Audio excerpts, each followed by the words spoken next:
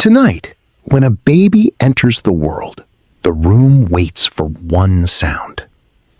Not laughter, not words. A cry. If that sound never comes, doctors move immediately, because the first cry is one of the most important moments in a human life. It isn't simply emotion, it is biology. It is survival. For millions of years, evolution has relied on that single desperate noise. Every healthy newborn enters the world with lungs that have never touched air. Inside the womb, those lungs are filled with fluid. For roughly 9 months, oxygen arrives through the placenta. The baby never breathes.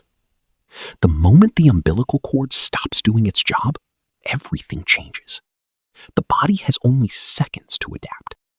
The first breath is one of the hardest breaths a human will ever take. It takes enormous effort to force air into tiny lungs that have never expanded before. That effort often becomes a cry, and that cry changes everything. As the lungs fill with air, oxygen rushes into the bloodstream. Blood vessels inside the lungs rapidly expand. The heart begins redirecting blood through an entirely new route. Within minutes, a circulation system used before birth shuts down forever. Without that transition, life outside the womb isn't possible. But why cry? Why not breathe quietly? Because crying does more than make noise. It creates pressure inside the chest. That pressure helps push remaining fluid out of the lungs. It opens millions of tiny air sacs, called alveoli.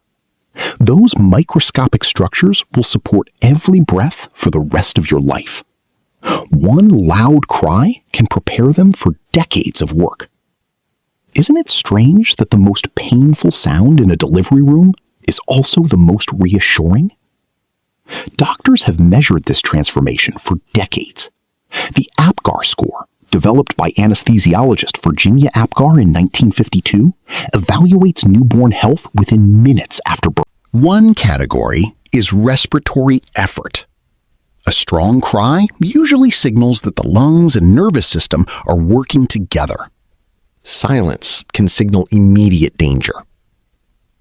Not every baby cries immediately. Some simply breathe. Others need gentle stimulation. Modern medicine has dramatically improved survival for newborns needing help. But across history, the first cry often meant the difference between life and death. Researchers have discovered something else. The cry isn't only for the baby's body. It's also for everyone nearby. Humans evolved as social creatures. A loud newborn instantly captures adult attention. Parents react. Family members react. Even complete strangers react. The sound is nearly impossible to ignore. Scientists studying infant cries have found they activate emotional and attention networks inside the adult brain within fractions of a second. The sound is designed to demand care. That isn't manipulation. It's evolution. A silent baby is easy to overlook. A crying baby rarely is. What if newborns entered the world completely silent? How many fewer would have survived before modern hospitals existed? Natural selection rewarded babies who successfully attracted protection. Generation after generation, that instinct remained. Your very first cry may have been your first conversation with humanity. It said something simple. I'm here. Help me. The remarkable part is that crying doesn't stop serving us after birth. Long before language existed, crying remained one of humanity's oldest forms of communication. Pain, fear, hunger, loss. The same survival signal continued throughout life. Even adults still cry. Not because evolution forgot to remove the behavior, because it still has value. Humans are the only known species that regularly shed emotional tears. Researchers like Ad Vingerhoats have spent decades studying why. Emotional crying strengthens social bonds. It communicates vulnerability.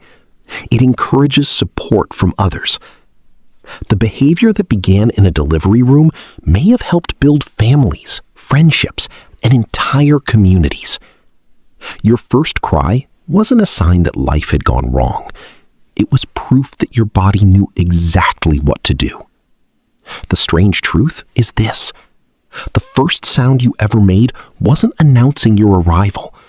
It was activating a survival system that had been perfected over millions of years. Long before you learned your first word, your body already knew the language that mattered most.